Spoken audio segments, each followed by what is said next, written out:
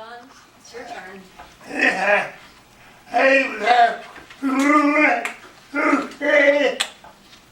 He has too much to say. It's not as bad as it looks. It's in big print. I've already read it. It's all very good stuff. Hi, my name is Marianne. John is my stroke survivor, and he's completely able to speak, and but he's hard to understand, so he asked me to say everything that he wants to say. So I'm starting now. So hi, I'm John, and Josie asked me to tell you about my experiences since I had my stroke just over 20 months ago. Before my stroke, I was self-employed as a mobile detailer, a job I enjoyed very much. I also did all the cooking and maintained the household while Marianne worked full-time at an attorney's office. We had an awesome life. When I wasn't working, I enjoyed building wood decks in front and in back of our home, and I remodeled the entire inside of the house by myself. I'm very proud of the sanctuary I created for Marianne in her bathroom. I made it 3 times bigger, built a walk-in closet, put in a corner jacuzzi tub, and fixed it to look like a peaceful forest, which is her favorite place. I used to play guitar for our family when we went camping a couple times a year, and was accumulating musical equipment in a music room at our house because I wanted to start playing professionally again. I had fun cooking for the many family gatherings we had in our home. Marianne and I went on drives, and we really liked going out to eat a lot. In the blink of an eye, everything I was on the outside was taken away from me. From being a builder, musician, cook, auto detailer, and many other things, I became completely dependent on others to take care of my every need. I know in my head that I need to accept what I've become, but it's very hard not to keep thinking back to what was and realize that that life is gone and will never come back. All I have are memories. No matter what you do, time keeps ticking, and it's easy to do nothing and get depressed. So that's okay. It's okay, John. So I decided to stay involved with people and keep going and keep hoping that with hard work, my quality of life will improve. The day I had my stroke, January 19, 2012, started as an ordinary day. I did my usual morning chores and even took one of our cats to the vet that morning. Marianne came home for lunch, and we spent that hour together as we did every day, and she went back to work at 1. Close to 2 p.m., I became lightheaded and couldn't stand. I couldn't feel the left side of my face, and I knew I must be having a stroke. So at 2:02 p.m., by some miracle, I managed to call Marianne's cell and tell her that I was having a stroke. She rushed home, and her coworkers called 911. The ambulance was at the house in less than 15 minutes. I had had a rare hemorrhagic stroke, or brain bleed, in the pons of my brain stem. Marianne was told that it was inoperable and there was nothing they could do, and to expect that I might die. Apparently, God has other plans for me because I'm still here, and I keep fighting to get better. I'm not going to give up. I was in the hospital for almost 2 months, with 5 weeks of that spent at the rehab hospital. Marianne left her job and became my full-time caregiver when I came home. We have a very close family and have been very lucky to have their support. Close family, friends, and extended family came through for us when we needed them too. We could not have managed without all of them. We met many new friends, and we were both amazed at the outpouring of help and love extended to us. Since my stroke was in my brain stem, it affected both sides of my body in different ways. You notice the left side of my face has a droop, but I lost sensation on my right side. Luckily, I can still move my whole body. I understand everything that's happening around me. I kept my intelligence, memory, and sense of humor, but the stroke affected my ability to speak, and no one can understand me. It has been very frustrating and disheartening when people become awkward around me and treat me like I'm retarded or deaf because of how I look and talk. I'm still the same person inside. It makes me feel so sorry. Okay.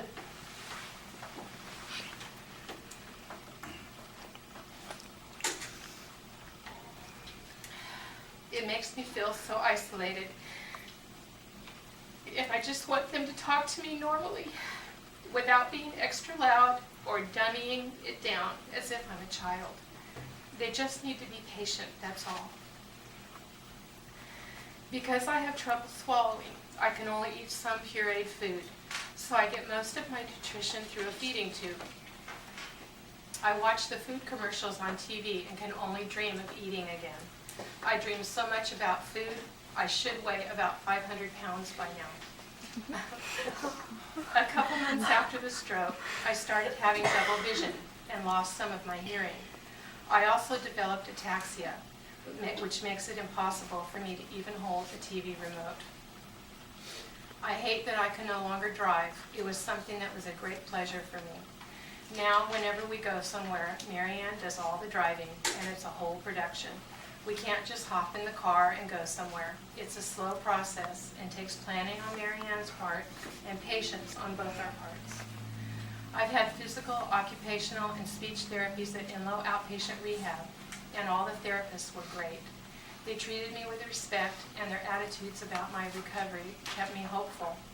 Every therapy session has helped me, but I enjoyed walking in my walker the most and working on my posture because it feels so good to be standing. But now I have a very high level of nerve pain, and until that can be brought under control, my insurance won't approve any more therapy. So the Be Well program has been the best thing to keep me going, and I'm really glad I can help the students learn. To explain the nerve pain, about 3 months after the stroke, I started having a burning sensation on my right side, which got worse over time. I now endure a constant level 9 to 10 pain, 24 hours a day, 7 days a week.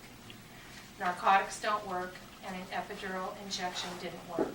I had a pain pump implanted last January to continuously administer baclofen to relax my muscles.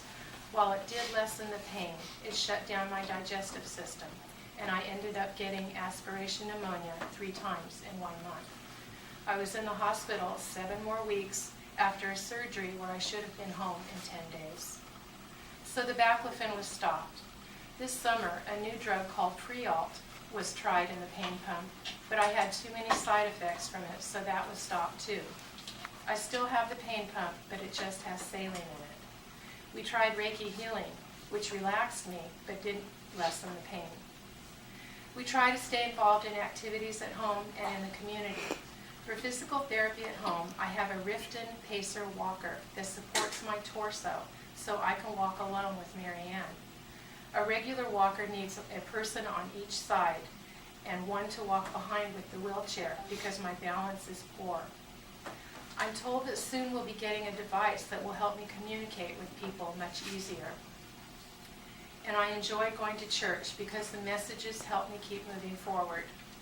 We both take Tai Chi classes at Azad's Martial Arts Center, which helps my coordination and is great for us spiritually. I'm so happy to be in the Be Well program here. It has been a pleasure to work with high-energy students that are excited to work with me too. And this semester, I got into the communications disorder program also. I enjoy working with my clinician and hope it helps me speak better or learn to use other ways to communicate. Marianne has been a wonderful caregiver to me. I'm very lucky to be able to stay in my own home. I sometimes have a hard time watching how hard she works, and I know she hates to see me in this condition. But we've become a team, and we make it work. And I tell her often that I appreciate everything she does for me. Because I'm hard to understand, I can't always speak for myself. Marianne has been my advocate at every doctor or therapy appointment and asks questions and speaks up if something doesn't seem right. We both understand that nurses and doctors are overworked and often short-staffed, and they can make mistakes. I've never seen anyone rebuff Marianne. They've always been happy to get her input and answer her questions about my care. I'm proud of her that she takes care of herself.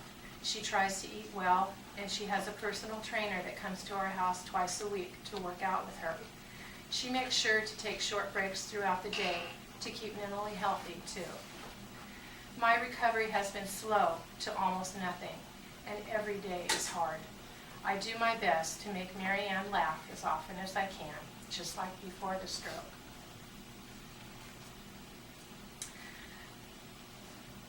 The quality of my life is poor in many ways, but we still try to celebrate the small things, like a great day at Be Well, or even a perfect swallow of pudding. We're going to keep going and keep hoping because we choose to. We won't give up. We've been told that recovery from a stroke never stops. Even the smallest improvement means there's still recovery happening. Only God knows why we are on this difficult path.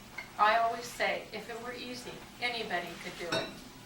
And there was a time when I did want the good Lord to take me home. Until recently, I realized I am serving a purpose. I'm helping students learn, and I'm helping other stroke survivors by talking about my experiences. Marianne, as my caregiver, has given my life meaning.